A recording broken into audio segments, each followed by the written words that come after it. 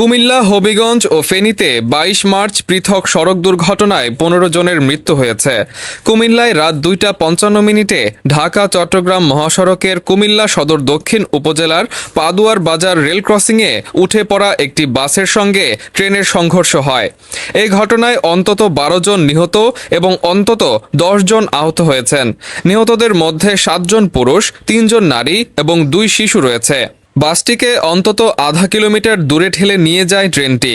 দুর্ঘটনার পর প্রথমে ৭ জনের লাশ উদ্ধার করা হয়, পরে নিহতের সংখ্যা বেড়ে ১২ জনে দাঁড়ায়। এই ঘটনায় রেলওয়ে কর্তৃপক্ষ ও জেলা প্রশাসন পৃথক ৩টি তদন্ত কমিটি গঠন করেছে। সংশ্লিষ্ট লেভেল ক্রসিংয়ের ২ গেটম্যান মেহেদী হাসান ও হেলাল উদ্দিনকে বরখাস্ত করা হয়েছে। এদিকে হবিগঞ্জের মাধবপুর পিকআপ ভ্যান খাদে পড়ে নারী ও শিশুসহ ৪ জন নিহত হয়েছেন।